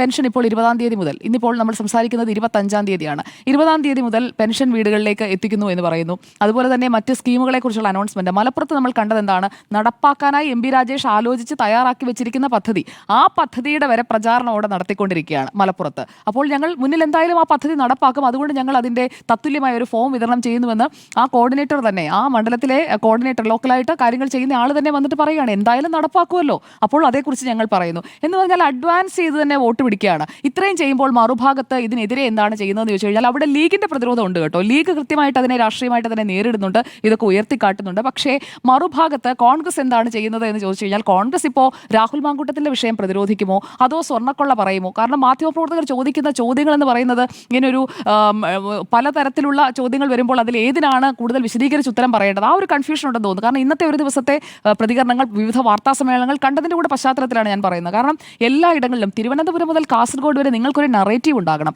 ആ നറേറ്റീവ് വെച്ചുകൊണ്ടാണ് ബീഹാർ നരേന്ദ്രമോദിയും കൂട്ടരും പിടിച്ചത്. അതിപ്പോൾ ഇവിടുത്തെ NDA ആയാലും ഇവിടുത്തെ BJP ആയാലും നിങ്ങൾക്ക് കൃത്യമായ ഒരു നറേറ്റീവ് വെച്ച് മുന്നോട്ട് പോയിട്ടേ കാര്യമുള്ളൂ. അല്ലാതെ ഏകീകൃത സ്വഭാവമില്ലാത്ത ക്യാമ്പയിനുകളൊന്നും, ഒരു വിവാദമാണ് നിങ്ങൾ ഉയർത്തിക്കാട്ടുന്നതെങ്കിൽ അല്ലെങ്കിൽ നിങ്ങളുടെ ഒരു നേട്ടമാണ് ഉയർത്തിക്കാട്ടുന്നതെങ്കിൽ അങ്ങനെ ഒരു ഏകീകൃത സ്വഭാവം അതിന് ഉണ്ടായേ തീരും. ഇനിയുള്ള ദിവസങ്ങളിലെങ്കിലും കറക്റ്റ് ചെയ്യട്ടെ എന്ന് കരുതി ഞാൻ പറഞ്ഞതേ ഉള്ളൂ. 3 മുന്നണികൾക്കും പ്രശ്നങ്ങളുണ്ട്, 3 മുന്നണികൾക്കും അവർക്കെതിരെ പറയാൻ കഴിയുന്ന വിഷയങ്ങൾ നിൽക്കുന്നുണ്ട്. ഓരോന്നായി നമ്മൾ എടുത്തു നോക്കിക്കഴിഞ്ഞാൽ ഇവിടെ ഇപ്പോൾ LDF-ന് ഭരണവിരുദ്ധ വികാരം വേണമെങ്കിൽ ചർച്ചയാക്കാം. കാരണം 10 വർഷമായി തുടർച്ചയായി ഭരിച്ചുകൊണ്ടിരിക്കുകയാണ്. അപ്പോൾ ചെയ്ത കാര്യങ്ങളിലെ പോരായ്മകൾ, വിവാദങ്ങൾ, ഏറ്റവും ഒടുവിലത്തെ ഈ സ്വർണ്ണക്കൊള്ള വിഷയത്തിലെ 2 അറസ്റ്റുകൾ, N വാസുവിൻ്റെയും പത്മകുമാറിൻ്റെയും അറസ്റ്റ് അടക്കം എത്ര നന്നായി അവതരിപ്പിക്കാനും ആളുകളിലേക്ക് എത്തിക്കാനും സാധിക്കും. ആ രീതിയിലുള്ള ഒരു ക്യാമ്പയിനിലേക്ക് പോകാതെ നിൽക്കുന്നത് എന്തുകൊണ്ടാണ്? അത് ഒരുപക്ഷെ ശബരിമല യുവതീ പ്രവേശം ചർച്ചയാക്കിയപ്പോൾ വോട്ട് പോയത് എങ്ങനെയാണെന്നുള്ളൊരു പാറ്റേൺ ശ്രദ്ധിച്ചിട്ടാകാം. അല്ല എങ്കിൽ അത് കൊടുക്കേണ്ടത് പൊന്നും മണ്ണും കക്കുന്ന സർക്കാരാണ് എന്ന രീതിയിൽ. ഇപ്പോൾ തിരുവനന്തപുരത്തെ പ്രധാനപ്പെട്ട ചർച്ചാ വിഷയം അതാണെന്നാണ് ഞാൻ മനസ്സിലാക്കുന്നത്. അവിടുത്തെ ഒരു ക്യാമ്പയിൻ അതാണ്, മണ്ണിലും പൊന്നിലും തട്ടിപ്പ് എന്നുള്ളതാണ്. അപ്പോൾ പ്രാദേശികമായി ജില്ലാതലത്തിൽ അതുപോലെ തന്നെ ഓരോ ഏരിയ കേന്ദ്രീകരിച്ച് അങ്ങനെയൊക്കെ ചില വിഷയങ്ങൾ ചർച്ചയാക്കുന്നുണ്ട്. പക്ഷേ ഒരു പൊതു സ്വഭാവം നിയമസഭാ തെരഞ്ഞെടുപ്പ് പോലെ നമുക്ക് ഒരിക്കലും കാണാൻ കഴിയില്ല. അതുകൊണ്ട് ഈ വിവാദങ്ങൾ എത്രത്തോളം 3 മുന്നണികൾക്കും തിരിച്ചടിയാകുമെന്ന് ചോദിച്ചാൽ വലിയ രീതിയിൽ ആകാനുള്ള സാധ്യത കുറവാണ്. അവിടെ പ്രാദേശികമായി തന്നെ വോട്ട് പിടിച്ച് ആ ഒരു പാറ്റേണിലേക്ക് വരാനുള്ളൊരു സാധ്യത നമുക്ക് കാണാം. പക്ഷേ ഇവിടെ ഞാൻ ആശങ്കയോടെ കാണുന്ന മറ്റൊരു കാര്യം, കഴിഞ്ഞ ദിവസം നമ്മൾ വിമതരെക്കുറിച്ച് പറഞ്ഞതുകൊണ്ട് ഞാൻ അതിലേക്ക് പോകുന്നില്ല. ഇവിടെ മുന്നണികൾക്കകത്തെ ഭിന്നിപ്പുണ്ട്. ഇപ്പോൾ CPI CPIM ഭിന്നത നമ്മൾ പലയിടങ്ങളിലും കാണുന്നുണ്ട്. പ്രത്യേകിച്ച് ആലപ്പുഴ, കൊല്ലം, എറണാകുളം 3 ജില്ലകളിലും CPI CPIM രണ്ടായി നിൽക്കുന്നത്. ആലപ്പുഴയിൽ പ്രത്യേകിച്ചും രാമങ്കരിയിൽ തുടങ്ങി അങ്ങോട്ട് അത് പടരുന്ന ഒരു സാഹചര്യം നമ്മൾ കാണുന്നു. പിന്നെ കേരള കോൺഗ്രസ് എമ്മിനും കേരള കോൺഗ്രസ് ജോസഫ് വിഭാഗത്തിനും തങ്ങളുടെ ശക്തി പ്രകടിപ്പിക്കണം. അവരുടെ ഒരു ശക്തി പ്രകടനത്തിനായി അവർ ശ്രമിക്കുമ്പോൾ അത് എത്രത്തോളം മുന്നണിയിൽ പ്രശ്നമുണ്ടാക്കുന്നുണ്ട്. പ്രത്യേകിച്ചും തിരുവനന്തപുരത്തൊക്കെ കേരള കോൺഗ്രസ് ജോസഫ് വിഭാഗം എടുത്തിരിക്കുന്ന തീരുമാനമടക്കം. ഇപ്പോൾ ഇന്ന് കാസർഗോഡ് നമ്മൾ കാണുന്നത് എന്താണ്? കഴിഞ്ഞ ദിവസം കോൺഗ്രസിന്റെ ഓഫീസ് പൂട്ടിപ്പോകുന്നതാണെങ്കിൽ ഇന്ന് കോൺഗ്രസിന്റെ vice president DCC vice president വന്നിട്ട് പറയുകയാണ് പ്രസിഡന്റ് 18 സീറ്റ് പേയ്മെന്റ് സീറ്റാക്കിയെന്ന്. എത്ര വലിയ ആരോപണമാണ് അത്! സ്വന്തം പാളയത്തിൽ തന്നെയുള്ള പടയാണ് അവിടെ വെല്ലുവിളിയാകുന്നത്. ഇവിടെ മുസ്ലിം ലീഗിനെ കുറിച്ച് ഞാൻ നേരത്തെ സൂചിപ്പിക്കും. കാരണം ഈ തെരഞ്ഞെടുപ്പിൽ ഏറ്റവും ടഫ് ബാർഗൈനർ ആരാണെന്ന് ചോദിച്ചു കഴിഞ്ഞിട്ടുണ്ടെങ്കിൽ അത് ലീഗാണ്. ലീഗ് ചോദിച്ചു വാങ്ങിയാണ് മത്സരിക്കുന്നത്. കണ്ണൂർ കോർപ്പറേഷനിലടക്കം ചോദിച്ചു വാങ്ങി പരമാവധി ശക്തി തെളിയിക്കാൻ, പരമാവധി ഇടങ്ങളിൽ സ്വാധീനം ഉറപ്പിക്കാൻ അവർ ശ്രമിച്ചുകൊണ്ടിരിക്കുകയാണ്. അതോടൊപ്പം തന്നെ അവർക്ക് കഴിഞ്ഞ തവണത്തേക്കാൾ കൂടുതൽ വിമതശല്യവും ഇത്തവണ നേരിടേണ്ടി വരുന്നുണ്ട്. സമസ്ത ലീഗ് തർക്കം, അങ്ങനെ അവിടെയും പ്രശ്നങ്ങളുണ്ട്. അതിനെ എത്രത്തോളം മറികടക്കാൻ സാധിക്കുമെന്നുള്ളത്. അതോടൊപ്പം തന്നെയാണ് ഈ അടിയൊഴുക്കുകൾ, സ്ട്രോങ് ആയിട്ടുള്ള അണ്ടർ കറൻസ് വരുന്നത് എങ്ങനെയാണ്? ആളുകൾക്കിടയിൽ ഒരു വിരുദ്ധ വികാരം ഉണ്ടാകും. അത് മൂന്ന് മുന്നണികൾക്ക് നേരെ ഉണ്ടാകാനായിട്ടുള്ളൊരു സാധ്യതയുണ്ട്. കാരണം നിങ്ങളുടെ പെർഫോമൻസ് എന്ന് പറയുന്നത് ഞങ്ങളുടെ ഒരു എക്സ്പെക്ടേഷൻ അനുസരിച്ചല്ല. അത്രയും ഒരു എക്സലൻസിലേക്ക് നിങ്ങൾക്ക് എത്താൻ പ്രതിപക്ഷത്തിനും കഴിഞ്ഞില്ല, ഭരണപക്ഷത്തിനും കഴിഞ്ഞില്ല, BJPക്കും കഴിഞ്ഞില്ല എന്ന് തോന്നുന്ന ആളുകളും ഉണ്ടാകും. അതും മൂന്ന് മുന്നണികളും കാണേണ്ട കാര്യം തന്നെയാണ്. ഇനിയിപ്പോൾ സഖ്യങ്ങളാണ്. വെൽഫെയർ പാർട്ടിയുമായിട്ടൊക്കെ ഓപ്പൺ ആയിട്ടുള്ള സഖ്യത്തിലേക്ക് പോയിരിക്കുകയാണ്. അത് മുന്നണിക്കുള്ളിൽ തന്നെ ഉണ്ടാക്കുന്ന പ്രശ്നങ്ങൾ, ജമാഅത്തെ ഇസ്ലാമിയുമായിട്ടുള്ള സഹകരണം എന്ന് പറയുന്നത് ഒരു സഖ്യത്തിലേക്ക് മാറുന്നത്, അതൊക്കെ നമ്മൾ തദ്ദേശ തെരഞ്ഞെടുപ്പിൽ തന്നെ കാണുകയാണ്. അപ്പോൾ ഇത് നിയമസഭാ തെരഞ്ഞെടുപ്പിലേക്കുള്ള ഒരു ചൂണ്ടുപലകയായി മാറുകയാണ്. അത് മുന്നണികൾക്ക് ജനങ്ങൾക്കിടയിൽ അവരെക്കുറിച്ചുള്ള മതിപ്പ് കുറയ്ക്കാനിടയാക്കും എന്നതുകൂടി മുന്നണികൾ മനസ്സിലാക്കണം. ഇവിടെ എന്തായാലും രാഹുൽ മാങ്കൂട്ടത്തിലെ കാര്യത്തിൽ ഞാൻ കൂടുതലൊന്നും പറയുന്നില്ല. രാഹുൽ മാങ്കൂട്ടത്തിൽ കോൺഗ്രസിന്റെ MLA എന്ന നിലയിലാണ് പാലക്കാട്ട് പ്രചാരണം നടത്തുന്നത്. അത് നമ്മൾ വളരെ വ്യക്തമായി തന്നെ കണ്ടുകൊണ്ടിരിക്കുകയാണ്. അപ്പോഴും അയാൾ പാർട്ടിയിൽ നിന്ന്, പ്രാഥമിക അംഗത്വത്തിൽ നിന്ന് സസ്പെൻഡ് ചെയ്തിരിക്കുകയാണെന്നൊക്കെ പറയുന്ന ന്യായം ആരെങ്കിലും വിശ്വസിക്കുമോ? ആരും വിശ്വസിക്കാൻ പോകുന്നില്ല. അപ്പോൾ നിങ്ങൾക്ക് ഇപ്പോൾ കെ സുധാകരൻ എന്തായാലും സത്യസന്ധമായി പറഞ്ഞു അയാൾ നിരപരാധിയാണെന്നാണ് ഞാൻ വിശ്വസിക്കുന്നതെന്ന് കെ സുധാകരൻ MP പറഞ്ഞു. അദ്ദേഹം അത്രയെങ്കിലും ഒരു സത്യസന്ധത കാണിച്ചല്ലോ. ബാക്കിയുള്ളവർക്കാണെങ്കിൽ സത്യസന്ധതയുമില്ല, പറയുന്ന ആരോപണങ്ങളിൽ എല്ലാവർക്കും ചേർന്നൊരു അഭിപ്രായവുമില്ല, എല്ലാവരും അവനവന്റെ മിടുക്ക് കാണിക്കാൻ ശ്രമിക്കുകയാണ്. അങ്ങനെയല്ല, ഏകീകൃത സ്വഭാവത്തോടു കൂടിയുള്ള ഒരു പ്രചാരണത്തിലേക്കാണ് വരും ദിവസങ്ങളിൽ പോകേണ്ടത്. എന്തായാലും 72,005 സ്ഥാനാർത്ഥികൾ സംസ്ഥാനത്ത് ആകെ ജനവിധി തേടുന്നുണ്ട്. അപ്പോൾ എല്ലാവർക്കും വിജയാശംസകൾ. വിവാദങ്ങൾ തിരിച്ചടിക്കുമോ എന്നുള്ളതാണ് ചോദ്യം. ഈ തദ്ദേശ തെരഞ്ഞെടുപ്പിൽ വിവാദങ്ങളായിരിക്കില്ല ജനങ്ങളെ തൊടുന്നതും ഈ വോട്ടെടുപ്പിൽ നിർണായകമാകുന്നതുമെന്നാണ് എൻ്റെ ടേക്ക്. ഞാൻ 2020 തദ്ദേശ തെരഞ്ഞെടുപ്പിൽ വലിയ വിജയം LDF നേടുമ്പോൾ BJPക്കെതിരെ വിമർശനം ഉന്നയിച്ചൊരു നേതാവുണ്ട്, O രാജഗോപാൽ. O രാജഗോപാൽ പറഞ്ഞൊരു സ്റ്റേറ്റ്മെൻറ്റ് ഇതാണ്: എല്ലാവരും സ്വപ്നയ്ക്കും സ്വർണ്ണക്കടത്തിനും പിന്നാലെ പോയി, സർക്കാർ വികസനത്തിന് പിന്നാലെ പോയി. ഇതാണ് തദ്ദേശ തെരഞ്ഞെടുപ്പിലെ പരാജയത്തിന് കാരണം. തിരുവനന്തപുരം കോർപ്പറേഷൻ BJPക്ക് പിടിക്കാനാവാതെ വന്നപ്പോൾ O രാജഗോപാൽ പറഞ്ഞൊരു വാചകമാണ്, പ്രധാനപ്പെട്ട വാചകമാണ്. O രാജഗോപാൽ പറഞ്ഞതിൻ്റെ ക്രെക്സ് എന്താ? എല്ലാവരും സ്വർണ്ണക്കടത്ത് ചർച്ച ചെയ്തു, ബിരിയാണി ചെമ്പിലെ സ്വർണ്ണക്കടത്ത് ചർച്ച ചെയ്തു, ഈന്തപ്പഴത്തിലെ സ്വർണ്ണക്കടത്ത് ചർച്ച ചെയ്തു, ഖുറാനിലെ സ്വർണ്ണക്കടത്ത് ചർച്ച ചെയ്തു. ജനങ്ങൾ വിശ്വസിച്ചത് ഈ കോവിഡ് കാലത്ത് തങ്ങളെ സംരക്ഷിച്ചു പിടിച്ച സർക്കാരിനെയാണ്. ജനങ്ങൾ സർക്കാരിനോടൊപ്പം പോയി. ആ തിരിച്ചറിവിലാണ് പിന്നീട് നാളിതുവരെ സ്വപ്ന സുരേഷ് എന്നൊരു വാചകം UDF വേണ്ടിയിട്ടില്ല. സ്വർണ്ണക്കടത്ത് എന്നൊരു കാര്യം ഒരു BJP നേതാവിനും ഇപ്പോൾ പറയണ്ട. കേസ് എന്താ, തീർന്നു പോയോ? കേന്ദ്ര അന്വേഷണ ഏജൻസിയുടെ കയ്യിൽ കഴിഞ്ഞ 5 വർഷമായിട്ട് ഈ കേസുണ്ട്. ആ കേസിൽ എങ്ങും എത്തിയിട്ടില്ല എന്ന് മാത്രമല്ല, കേരളത്തിലെ ജനങ്ങളെ മുഴുവൻ വിഡ്ഢികളാക്കിയ ചർച്ചകളാണ് ആ കാലത്ത് നടന്നതും ഈ സെലക്റ്റീവ് ലീക്കേജ് വഴി അന്നത്തെ അന്വേഷണ ഏജൻസികൾ രാഷ്ട്രീയം കളിച്ചതും. എന്താ ഒരു BJP നേതാവിനും ഇപ്പോൾ സ്വപ്ന സുരേഷിനെ കുറിച്ച് പറയേണ്ടാത്തത്? എന്താണ് ഒരു കോൺഗ്രസ് നേതാവിനും ഇപ്പോൾ സ്വർണ്ണക്കടത്തിനെ കുറിച്ച് പറയേണ്ടാത്തത്? എവിടെയെങ്കിലും കേൾക്കുന്നുണ്ടോ നിങ്ങൾ? അതിൻ്റെ ഒറ്റ കാരണം ഈ O രാജഗോപാലിൻ്റെ വിമർശനമായിരുന്നു. ആ വിമർശനം യഥാർത്ഥത്തിൽ പിന്നീട് സാധൂകരിച്ചതാണ് 2021 നിയമസഭാ തെരഞ്ഞെടുപ്പും. പ്രിയപ്പെട്ട പ്രേക്ഷകരെ, ഈ തെരഞ്ഞെടുപ്പിലേക്ക് പോകുമ്പോൾ ഈ സർക്കാരിൻ്റെ മുന്നിലുള്ള വജ്രായുധം എന്ന് പറയുന്നത് രാഹുൽ മാങ്കൂട്ടത്തിലോ വിവാദങ്ങളോ ഒന്നുമല്ല. വളരെ സൈലൻ്റായിട്ട് അവർ ചോദിക്കുന്നു. ഞാനൊരു പ്രചരണ വീഡിയോ കാണുകയായിരുന്നു. 10 വയസ്സുള്ളൊരു കുട്ടിയോട് പ്രചരണത്തിന് പോയ നേതാവ് ചോദിക്കുന്നു, മോനെ എന്താ പേര്? അവൻ പേര് പറയുന്നു. നിനക്ക് എത്ര വയസ്സായി? 10 വയസ്സ്. പവർ കട്ട് എന്ന് പറഞ്ഞാൽ എന്താ അറിയാമോ എന്ന് ചോദിക്കുന്നു.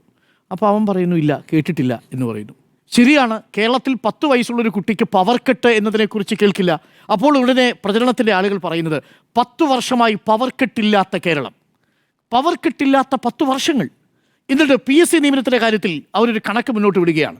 മൊത്തം കേരളത്തിൽ നടന്ന PSC നിയമനങ്ങൾ 9.5 വർഷം കൊണ്ട് 3,02,202 നിയമനങ്ങളാണ്.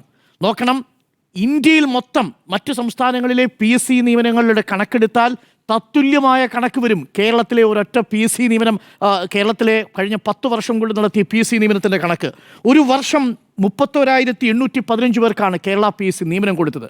മറ്റേതെങ്കിലും സംസ്ഥാനത്ത് അങ്ങനെ കൊടുക്കാൻ പറ്റിയിട്ടുണ്ടോ? ഒരു മാസം 2,651 പേർക്കാണ്, ഒരു ദിവസം 87 പേർക്ക് നിയമനം കൊടുത്തുകൊണ്ടിരിക്കുന്ന സർക്കാരാണ്. പറയുന്നത് ആരോടാ? ചെറുപ്പക്കാരോടാ. അപ്പോൾ നിയമന സ്തംഭനമില്ലാത്ത കേരളം, പവർ കട്ട് ഇല്ലാത്ത കേരളം, അതേപോലെ മുന്നോട്ട് നീങ്ങുമ്പോൾ അതിദരിദ്രരില്ലാത്ത കേരളം റാങ്ക് ലിസ്റ്റിലെ അവരൊക്കെ സമരം ചെയ്ത് സമരം ചെയ്യുന്നുണ്ട്. കാരണം എന്താ? ഇതിലും കൂടുതൽ പ്രതീക്ഷിക്കുന്നു. കേരളത്തെ തോൽപ്പിക്കാൻ UPSCക്ക് പറ്റിയിട്ടുണ്ടോ? ഏതെങ്കിലും ഒരു സംസ്ഥാനത്തിന് പറ്റിയിട്ടുണ്ടോ? കേരളത്തിന്റെ ഇരട്ടിയിലേറെ ജനസംഖ്യയുള്ള ഉത്തർപ്രദേശിനും ഗുജറാത്തിനും പറ്റിയിട്ടുണ്ടോ? എന്തുകൊണ്ടാണ് കേരളം ഈ റെക്കോർഡ് നേടുന്നത്? കേരളത്തിലെ ആസ്പയറിംഗ് ആയ യൂത്തിനെ ചേർത്ത് പിടിക്കുന്നുണ്ട്. നിലവിൽ ഇതുവരെ നിയമന നിരോധനം വന്നിട്ടുണ്ടോ? ട്രഷറി നിരോധനമില്ലാത്ത 10 വർഷമല്ലേ കടന്നുപോയത്? ഏതെങ്കിലും മന്ത്രിക്കെതിരെ അഴിമതി ആരോപണം ഉന്നയിക്കാൻ കഴിയാത്ത 10 വർഷമല്ലേ കടന്നുപോയത്? ഏതെങ്കിലും മന്ത്രിക്കെതിരെ അഴിമതി ആരോപണം പ്രതിപക്ഷത്തിന് ഉന്നയിക്കാനോ അത് തെളിയിക്കാനോ വിജിലൻസിന്റെ ഒരു നോട്ടീസെങ്കിലും കൊടുക്കാനോ സാധിച്ചിട്ടുണ്ടോ? കഴിഞ്ഞിട്ടില്ലല്ലോ. അപ്പോൾ അഴിമതി ഈ ആരോപണം മന്ത്രിക്കെതിരെ ഇല്ലാത്ത കേരളം 10 വർഷങ്ങൾ. ട്രഷറി ഏതെങ്കിലും തരത്തിൽ പൂട്ടിയതായിട്ട് കേട്ടോ? ട്രഷറി പൂട്ടിയിട്ട് ശമ്പള വിതരണം മുടങ്ങിയതായിട്ട് കേട്ടോ? എവിടെ? ട്രഷറി നിയന്ത്രണമല്ലേ? ട്രഷറി നിയന്ത്രണം സ്വാഭാവികമാണ്. എല്ലാ സമയത്തും എല്ലാ വർഷത്തിലും മാർച്ച് മാസം ഉണ്ടാവും. അങ്ങനെയായിരുന്നു ഉമ്മൻചാണ്ടി സർക്കാരിന്റെ കാലത്ത്, അങ്ങനെയായിരുന്നു AK ആന്റണി സർക്കാരിന്റെ കാലത്ത്. ശമ്പളമില്ലാതെ ഏതെങ്കിലും സർക്കാർ ജീവനക്കാർ ബുദ്ധിമുട്ടുണ്ട്. അല്ല, ട്രഷറി നിയന്ത്രണമുണ്ട് സ്വാഭാവികമായി. പക്ഷെ ട്രഷറി അടച്ചിട്ടില്ല, ട്രഷറി പൂട്ടിയിട്ടില്ല. ട്രഷറി പൂട്ടാത്ത 10 വർഷങ്ങൾ, പവർ കട്ടില്ലാത്ത 10 വർഷങ്ങൾ, നിയമന നിരോധനമില്ലാത്ത 10 വർഷങ്ങൾ, ശരിയല്ലേ? കഴിഞ്ഞ 10 വർഷം കൊണ്ട് സാക്ഷാൽ പ്രതിപക്ഷ നേതാവ് തന്നെയാണ് പറയുന്നത്, കേരള സർക്കാർ കഴിഞ്ഞ 10 വർഷം കൊണ്ട് ആകെ 4,71,000 വീടല്ലേ വെച്ച് കൊടുത്തത്. അത്രയുമാണ് വെച്ച് കൊടുത്തത്. UDFO 5002 വീടുകളാണ് 5 വർഷം കൊണ്ട് വെച്ച് കൊടുത്തത്. ഈ കണക്ക് നമ്മുടെ മുന്നിലുണ്ട്. ഇതാണ് യഥാർത്ഥത്തിലുള്ള വജ്രായുധമായി സർക്കാർ ഉപയോഗിക്കാൻ പോകുന്നത്. വിവാദങ്ങൾക്ക് പിന്നാലെ സർക്കാർ പോവില്ല. രാഹുൽ മാങ്കൂട്ടത്തലിൻ്റെ കാര്യം ഒരിടത്തും ചർച്ചാ വിഷയമാക്കില്ല. കാരണം എന്താ? രാഹുൽ മാങ്കൂട്ടത്തിൽ എത്ര വലിയ ക്യാച്ചൊന്നുമല്ലെന്ന്. രാഹുൽ മാങ്കൂട്ടത്തിലിൻ്റെ സ്വഭാവ വൈകൃതത്തിന് കോൺഗ്രസ് മറുപടി പറയേണ്ടതില്ല എന്നതാണ് എൻ്റെ അഭിപ്രായം. കാരണം അത് രാഹുൽ മാങ്കൂട്ടത്തിൽ ഒരു സംഘടന ഉപയോഗിച്ച് ചെയ്തതല്ല, രാഹുൽ മാങ്കൂട്ടത്തിൽ വ്യക്തിപരമായി ചെയ്ത കാര്യം തന്നെയാണ്. പക്ഷേ അയാളെ പാർട്ടിയിൽ വെച്ചുകൊണ്ടിരിക്കുമ്പോൾ സ്വാഭാവികമായിട്ടും പാർട്ടി ചീഞ്ഞു നാറുന്നു എന്നുള്ളതാണ് സംഭവിച്ചത്. അതുകൊണ്ടാണ് സസ്പെൻഷനിലേക്ക് പോയത്. ഇപ്പോൾ K. സുധാകരൻ അദ്ദേഹത്തിൻ്റെ ഭാഗം മാത്രം കേട്ട് അദ്ദേഹത്തെ നിരപരാധിയായിട്ട് പ്രഖ്യാപിച്ചു. ഇത് കേട്ടുകൊണ്ടിരിക്കുന്ന ആ പെൺകുട്ടിക്ക് അതുണ്ടാക്കുന്ന വേദന എത്രത്തോളമാണ്? വീണ്ടും ഒരിക്കൽ കൂടി ആ പാർട്ടിയെ പ്രതിരോധത്തിലാക്കുകയാണ് K. സുധാകരൻ. അപ്പോൾ അതുകൊണ്ട് പാർട്ടി ഒരു കാരണവശാലും രാഹുൽ മാങ്കൂട്ടത്തിന് പിന്നാലെ പോവില്ല. ഇനി സ്വർണ്ണക്കൊള്ള, ജനങ്ങൾ സ്വർണ്ണക്കൊള്ള ഈ സർക്കാർ സംഘടിതമായി നടത്തിയ കൊള്ളയാണെന്ന് വിശ്വസിക്കുന്നുണ്ടോ? ഇല്ലല്ലോ. പകരം എന്താ? ഇത് വ്യക്തിപരമായി ചില ആളുകൾ നടത്തിയ സംഘടിതമായിട്ടുള്ള ഒരു ഗൂഢാലോചനയാണ്. അതിലാണ് പത്മകുമാറിൻ്റെ കാര്യം വന്നിരിക്കുന്നത്. പത്മകുമാറിനെതിരെ നടപടിയെടുക്കുമെന്നാണ് ഞാനും ഇന്ന് പ്രതീക്ഷിച്ചിരുന്നത്. പക്ഷേ ഇന്ന് നടപടിയെടുത്തില്ല. അതിന് അവർ നൽകുന്ന വിശദീകരണം, നിലവിൽ ഭരണവീഴ്ചയ്ക്കും അപ്പുറത്തേക്കുള്ള മറ്റേത് തെളിവ് വന്നാലും ആ നിമിഷം പാർട്ടിയിൽ നിന്ന് അയാൾ പുറത്താണ് എന്നുള്ളതാണ്. ഉണ്ണികൃഷ്ണൻ പോറ്റിയുമായി ബന്ധപ്പെട്ട സാമ്പത്തിക ഇടപാടുകളിൽ അവസാനം ചോദിക്കാം. അപ്പോൾ സ്വർണ്ണക്കൊള്ളയുമായി ബന്ധപ്പെട്ട വിഷയത്തിന് പിന്നാലെയും ഈ സർക്കാർ പോകാൻ പോകുന്നില്ല. പകരം പോകാൻ പോകുന്നത് തങ്ങളുടെ മുന്നിലുള്ള നേട്ടങ്ങളെക്കുറിച്ചാണ്. നോക്കൂ, ഏറ്റവും പ്രധാനപ്പെട്ട കാര്യം, ഇക്കഴിഞ്ഞ 3 തെരഞ്ഞെടുപ്പുകൾ നോക്കൂ. അതിലൊരു തെരഞ്ഞെടുപ്പ് മധ്യപ്രദേശ്, ലേഡ്ലി ബഹന യോജന 1500 രൂപയാണ് അവസാനം തെരഞ്ഞെടുപ്പിന് തൊട്ട് മുൻപ് ഈ സ്ത്രീകളുടെ കൈകളിലേക്ക് എത്തുന്നത്. അത് വാങ്ങിയാണ് BJPയെ ഭരണ തുടർച്ചയിലേക്ക് കൊണ്ടുപോകുന്നത്. ലേഡ്ലി ബഹന യോജന എങ്ങനെയാണ് മധ്യപ്രദേശിൽ BJPക്ക് സഹായമായത്? എങ്ങനെയാണ് മഹാരാഷ്ട്രയിൽ ഫട്നവിസിന്റെ സർക്കാർ മധ്യപ്രദേശ് സർക്കാരിൻ്റെ അതേ മാതൃകയിൽ മാജി ലഡ്കി ബഹൻ യോജന 1500 രൂപയാണ് സ്ത്രീകളുടെ കൈകളിലേക്ക് കൊടുത്തത്. ചെറിയ കാര്യ. ഇവിടെ എന്താ സംഭവിക്കാൻ പോകുന്നത്? ഇവിടെ വീട്ടമ്മമാർക്ക് 1000 രൂപ വീതം മാസം കിട്ടാൻ പോവാണ്. 30 വയസ്സ് മുതൽ 60 വയസ്സ് വരെയുള്ള സ്ത്രീകൾ. എത്ര പേരാണെന്നറിയോ? 32 ലക്ഷമാണ്. 32 lakhs. 32 ലക്ഷം സ്ത്രീകളുടെ കൈകളിലേക്ക് 1000 രൂപ വീതം കിട്ടാൻ പോവാണ്. തീർന്നില്ല. 64 ലക്ഷം ആളുകൾക്കാണ് ഈ 2000 രൂപ വീതം പ്രതിമാസ പെൻഷൻ കിട്ടുന്നത്. രണ്ടും കൂടി കണക്കൂട്ടി നോക്കിയേ എത്ര വരും? 64 + 32 96. 5 ലക്ഷം യുവാക്കൾക്ക് 1000 രൂപ വീതം പ്രതിമാസം ഗ്രാൻഡായിട്ട് കൊടുക്കാൻ പോവാണ്. സ്കോളർഷിപ്പ് പോലെ അവരുടെ പഠന കാലാവധിക്കും ഒപ്പം അവരുടെ ജോലിക്കും ഇടയിലുള്ള കാലഘട്ടത്തിൽ കൊടുക്കാൻ പോവാണ്. 18 വയസ്സ് മുതൽ 30 വയസ്സ് വരെയുള്ളവർക്ക്. മൊത്തം കൂടി എത്രയായി? 1,03,1,00,000 ആളുകളുടെ 18 വയസ്സിന് മുകളിലുള്ള ഏകദേശം പാതിയോളം വരുന്ന മനുഷ്യർക്ക് മുഴുവൻ അവരുടെ കയ്യിൽ അവരുടെ ജീവസന്ധാരണത്തിന് വേണ്ടുന്ന മിനിമം തുക ഈ സർക്കാർ കൊടുക്കുകയാണ്. എപ്പോഴാണ് കൊടുക്കുന്നത്? കേന്ദ്ര സർക്കാർ സാമ്പത്തികമായി ഈ സംസ്ഥാനത്തെ ഞെരുക്കി പിഴിഞ്ഞുകൊണ്ടിരിക്കുമ്പോൾ 57,000 കോടി രൂപ കുടിശ്ശിക അല്ലെങ്കിൽ സംസ്ഥാന സർക്കാർ അവകാശപ്പെട്ട വിഹിതം കൊടുക്കാതിരിക്കുമ്പോഴും ഇത് സംസ്ഥാന സർക്കാർ ചെയ്യുന്നു എന്നുള്ള കാര്യം തദ്ദേശ തെരഞ്ഞെടുപ്പിലും അടക്കം ചർച്ചയാവും. കാരണം അവിടെ ജനങ്ങൾക്കത് ബോധ്യമാവുന്നുണ്ട്. അത് മധ്യപ്രദേശിൻ്റെ തുടർച്ചയായി, മഹാരാഷ്ട്രയുടെ തുടർച്ചയായി, കേരളം കിറ്റ് കൊടുത്തു എന്ന് പറഞ്ഞുകൊണ്ടുള്ള വലിയ വിമർശനം നടത്തിയ കോൺഗ്രസ് യഥാർത്ഥത്തിൽ ഭയന്നിരിക്കുന്നതല്ലേ? വീടിൻ്റെ കാര്യം കോൺഗ്രസിന് സംസാരിക്കാൻ പറ്റുന്നില്ല. കോൺഗ്രസിന് ഏതെങ്കിലും ജനങ്ങളോട് പറയാൻ പറ്റും, നിങ്ങൾക്ക് വീട് വെച്ച് തരാം എന്ന് പറഞ്ഞു കഴിഞ്ഞാൽ ആൾക്കാർ അടുത്ത തവണ ചോദിക്കുന്നത് വയനാട്ടിൽ വീട് എവിടെ, വയനാട്ടിലെ വീടിന് സ്ഥലം എവിടെ എന്നുള്ള ചോദ്യമാണ്. ഇതിനുള്ള മറുപടിയിൽ സ്ഥലം പോലും കണ്ടെത്തിയിട്ടില്ല. അതിനവർ പറയുന്ന ന്യായം എന്താ? സാങ്കേതിക പ്രശ്നങ്ങളുണ്ടല്ലോ എന്നുള്ളതാണ്. ഇതേ സാങ്കേതിക പ്രശ്നം ഉണ്ടായിരുന്ന സ്ഥലത്തല്ലേ മുസ്ലിം ലീഗ് വീട് വെച്ച് തുടങ്ങിയത്? ഇതേ സാങ്കേതിക പ്രശ്നം ഉണ്ടായിരുന്ന സ്ഥലത്തല്ലേ സ്വകാര്യ ട്രസ്റ്റുകൾ വീട് വെച്ച് കൊടുത്തു തുടങ്ങിയത്? ഈ സർക്കാരിൻ്റെ ഇന്നിപ്പോൾ നമ്മൾ ഈ സംസാരിക്കുന്ന ദിവസം വയനാട്ടിൽ 50ാമത്തെ വീടിൻ്റെ വാർപ്പ് പൂർത്തിയായി. അപ്പോഴാണ് കോൺഗ്രസിനോട് ചോദ്യം, നിങ്ങളുടെ 100 വീട് എവിടെ? സിദ്ധരാമയ്യ പറഞ്ഞ വീട്, രാഹുൽ ഗാന്ധി പറഞ്ഞ 100 വീട് എവിടെ? യൂത്ത് കോൺഗ്രസ് പറഞ്ഞ 100 വീട് എവിടെ? യൂത്ത് കോൺഗ്രസ് പിരിച്ച പണം എവിടെ? ആ ആപ്പ് എവിടെ? ആപ്പുമില്ല, ഒരു കുന്തവുമില്ല എന്നുള്ളതാണ് യൂത്ത് കോൺഗ്രസിൻ്റെ കാര്യത്തിലാണെങ്കിലും കോൺഗ്രസിൻ്റെ കാര്യത്തിലാണെങ്കിലും. അപ്പോൾ ഇതുമായിട്ട് അങ്ങോട്ട് വോട്ട് ചോദിക്കാൻ ചെല്ലുമ്പോൾ ആളുകൾ തിരിഞ്ഞു ചോദിച്ചു കഴിഞ്ഞാൽ മറുപടി ഇല്ലാത്ത അവസ്ഥയെത്തുന്നു. അവിടെയാണ് പറയുക, നമ്മുടെ സ്വർണം കൊണ്ടുപോയ ആളുകൾ ചോദിക്കുന്നു. അപ്പോഴാണ് പെൻഷൻ വാങ്ങിയ അമ്മമാർ വന്ന് ഇവരെടുത്ത് പറയുന്നത്, പെൻഷൻ കിട്ടി, ഇവിടെ എനിക്കും കിട്ടി, എൻ്റെ മോക്കും കിട്ടി, എൻ്റെ ചെറുമകനും കിട്ടി, അവരെല്ലാവരും വളരെ ഹാപ്പി ആയിട്ടിരിക്കുന്നു എന്ന അവസ്ഥയിലേക്കാണെങ്കിൽ ഒരു ഫീൽ ഗുഡ് ഫാക്ടർ ഈ സർക്കാരിന് കൊടുക്കാൻ സാധിച്ചിട്ടുണ്ടെങ്കിൽ അത് ഈ തെരഞ്ഞെടുപ്പിൽ വജ്രായുധമായിരിക്കും. വിവാദങ്ങൾക്ക് പിന്നാലെ കോൺഗ്രസ് എത്രത്തോളം പോകുന്നോ അത്രത്തോളം അവർ പടുകുഴിയിലേക്കാണ് പോകുന്നത്. കാരണം അത് 2020 തെരഞ്ഞെടുപ്പിൽ നമ്മൾ കണ്ടതാണ്. നിങ്ങൾ സ്വർണ്ണക്കടത്തിനും സ്വപ്നയ്ക്കും പിന്നാലെ പോയി, സർക്കാർ വികസനത്തിന് പിന്നാലെ ജനങ്ങളുടെ കാര്യം നോക്കിപ്പോയി, ജനങ്ങൾ ആ സർക്കാരിനോടൊപ്പം പോയി എന്നുള്ളതാണ്. അതുകൊണ്ട് ഇനിയും ഉള്ള ദിവസങ്ങളിലെങ്കിലും വളരെ ക്രിയാത്മകമായി എങ്ങനെ തദ്ദേശ തെരഞ്ഞെടുപ്പിനെ ഉപയോഗിക്കാം എന്നുള്ളതാണ്. അതിന് എന്ത് ടൂളാണ് കോൺഗ്രസിൻ്റെ കയ്യിലുള്ളതെന്ന് അറിയില്ല. സ്വർണ്ണക്കള്ളയിൽ പിടിക്കണോ, തങ്ങളുടെ വാഗ്ദാനങ്ങളിൽ പിടിക്കണോ എന്നുള്ള ചോദ്യങ്ങളെല്ലാം ഇവിടെ ബാക്കി നിൽക്കുകയാണ്. 90,000 കോടി രൂപയുടെ കിഫ്ബിയുടെ വികസന പ്രോജക്റ്റ് ഉണ്ട്. അത് ഏകദേശം അത്രയും പ്രോജക്റ്റുകൾ ഓരോ പഞ്ചായത്തിലെയും അടക്കം പ്രോജക്റ്റുകളാണ് കൊണ്ടുവന്നത്. ഒരു വർഷം 10,000 കോടിയുടെ പ്രോജക്റ്റാണ് നടപ്പിലാക്കിയിരിക്കുന്നത്. 35,000 കോടി രൂപ റോഡിൻ്റെ വികസനത്തിന് വേണ്ടി കിഫ്ബി വഴി കൊടുത്തിട്ടുണ്ട്. ഗ്രാമങ്ങളിലൂടെയും നഗരങ്ങളിലൂടെയും പോകുന്ന റോഡുകളാണ് തദ്ദേശ വികസനത്തിന്റെ ഭാഗമായി. 60% കേരളത്തിലെ റോഡുകൾ ഉന്നത ഗുണനിലവാരത്തിലുള്ള ബീംസി റോഡുകളാണ്. ആ റോഡുകളിലൂടെ സഞ്ചരിക്കുന്നവർ വോട്ട് ചെയ്യാതിരിക്കുമോ?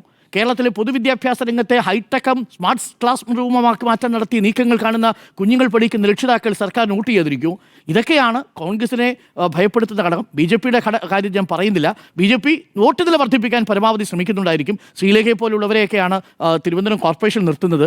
ഈ ദിലീപ് ഉൾപ്പെട്ട ഒരു കേസിൽ ദിലീപിന് അനുകൂലമായി യൂട്യൂബിൽ സംസാരിച്ച ശ്രീലേഖയാണ് ഈ 8-ാം തീയതി യുവതി നടിയെ ആക്രമിച്ച കേസിലെ വിധി വരുമ്പോൾ തിരുവനന്തപുരം കോർപ്പറേഷൻ ശാസ്ത്രമംഗലത്ത് നിന്ന് വിധി തേടാൻ പോകുന്നത്. ഇവിടെ പരസ്യമായി വന്ന ഏതെങ്കിലും ഒരു രാഷ്ട്രീയ നേതാവ് ദിലീപിനെ അനുകൂലിച്ചിട്ടുണ്ടെങ്കിൽ അത് BJPയുടെ താമര ചിഹ്നത്തിൽ ശാസ്ത്രമംഗലത്ത് മത്സരിക്കുന്ന ശ്രീലേഖ എന്ന് പറയുന്ന ആളാണ്. അത് BJP ചെറുതായിട്ടാണോ പ്രതിരോധത്തിലാക്കാൻ പോകുന്നത്? 8-ാം തീയതി വിധി വരുമ്പോൾ തിരിച്ചാണ് വിധിയെങ്കിൽ എങ്ങനെ വിധി വന്നാലും അത് ഉണ്ടാക്കാൻ പോകുന്ന ഇമ്പാക്റ്റ് ചെറുതായിരിക്കില്ല. അപ്പം അത് തന്നെയാണ് ചർച്ച ചെയ്യാൻ പോകുന്നത്. അപ്പോൾ വിവാദങ്ങളുടെ പിന്നാലെയല്ല എന്നുള്ള ചോദ്യം. സുജയ്ക്ക് എന്തോ ഒരു ചോദ്യം ഉണ്ടായിരുന്നു. ഞാൻ ചോദിക്കാൻ വന്നത് ഈ ശബരിമല സ്വർണ്ണക്കൊള്ളയിൽ മാത്രം നമ്മൾ ഈ പാർട്ടിതല അന്വേഷണം ഒന്നും കണ്ടില്ല. ജില്ലാ കമ്മിറ്റിയിലെ റിപ്പോർട്ടിംഗ് മാത്രമേ കണ്ടുള്ളൂ. കാരണം TP കേസിൽ പോലും സ്വന്തം അന്വേഷണം നടത്തുന്നു. ഇപ്പോൾ നമ്മൾ പുറത്തുവിട്ട മണ്ണ് കടത്തൽ 2 ലക്ഷം, അതിലും 3-അംഗ കമ്മിറ്റിയെ വെച്ചിട്ട് അന്വേഷണം നടത്തി 3 ദിവസത്തിനകം റിപ്പോർട്ട് സമർപ്പിക്കാൻ പറയുന്നു. പക്ഷേ സ്വർണ്ണക്കൊള്ളയിൽ പാർട്ടിക്ക് അന്വേഷിക്കേണ്ടതെന്നുള്ള ഒരു അതിലെ പ്രതികൾ 2 പേര് CPM-മാർ പോലുമല്ല. അതിലെ 2 പ്രതികൾ കോൺഗ്രസ് UDF സംഘടനയിൽപ്പെട്ട ആൾക്കാരാണ്. അവരെ കുറിച്ച് പാർട്ടിക്ക് അന്വേഷിക്കാൻ കഴിയില്ല. മാത്രമല്ല അതിനേക്കാൾ മികച്ച രീതിയിൽ ഹൈക്കോടതിയുടെ മേൽനോട്ടത്തിലുള്ള SIT അന്വേഷണം നടക്കുകയാണ്. SIT ചാർജ് ഷീറ്റ് കൊടുക്കട്ടെ. അതാണെന്ന് പറഞ്ഞത്. ആ ചാർജ് ഷീറ്റ് കൊടുക്കുമ്പോൾ അതുമായി അങ്ങനെയല്ലോ അതിനകത്ത് പാർട്ടി നടപടിയെ കുറിച്ച് അറിയത്തുണ്ട്. ഏതൊരു വിഷയമാണെങ്കിലും പാർട്ടിക്ക് ഒരു കൺട്രോൾ കമ്മീഷൻ അടക്കമുണ്ട്. കൺട്രോൾ കമ്മീഷൻ എങ്ങനെ വരുന്നത്? പാർട്ടിക്ക് തെറ്റായ ഒരു നടപടി അകത്തുള്ള പരിപാടിയാണ്. പാർട്ടിക്ക് തെറ്റായ നടപടി ഉണ്ടായാൽ പാർട്ടിയിൽ നിന്ന് പുറത്താക്കണമെന്നുണ്ടെങ്കിൽ ഏത് കുറ്റം ചെയ്തതാണെങ്കിലും അത് പാർട്ടിക്ക് ബോധ്യപ്പെടുക എന്നുള്ള രീതിയുണ്ട്. അതാണ് പാർട്ടിയുടെ സംഘടനാപരമായ രീതി. അതിനൊരു കൺട്രോൾ കമ്മീഷനുണ്ട്. ആ കൺട്രോൾ കമ്മീഷനിലേക്ക് പരാതി കൊടുക്കാം. തെറ്റായി അയാളെ പാർട്ടിയിൽ നിന്ന് പുറത്താക്കി എന്നുണ്ടെങ്കിൽ കൺട്രോൾ കമ്മീഷന് പരാതി കൊടുക്കാം. അതാണ് അത്. മറ്റ് ഈ സംവിധാനങ്ങളൊന്നുമില്ലാത്ത പാർട്ടിക്ക് ഇതൊക്കെ പറയാം. ഒരു നേതാവ് ഇരുന്ന് തീരുമാനിക്കുന്നു പോരട്ടെ, ഒരു നേതാവ് പറയുന്നു പോട്ടെ. അതല്ല ഈ പാർട്ടിയുടെ നിലപാട്. അത് കേഡർ സംവിധാനത്തിൽ പ്രവർത്തിക്കുന്ന ഒരു പാർട്ടിയാണ്. അതിനൊരു മാർക്സിസ്റ്റ് ലെനിനിസ്റ്റ്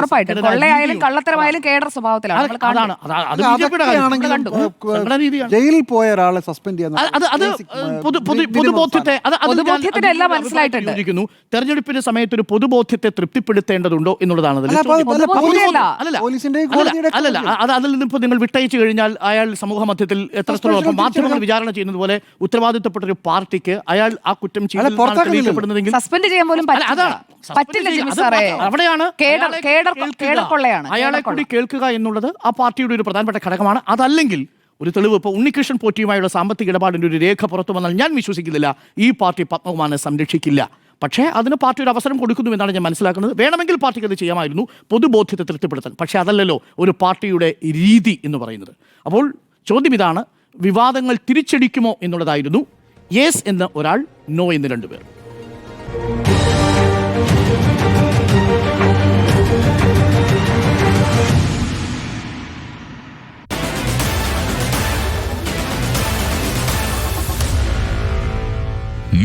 Editors.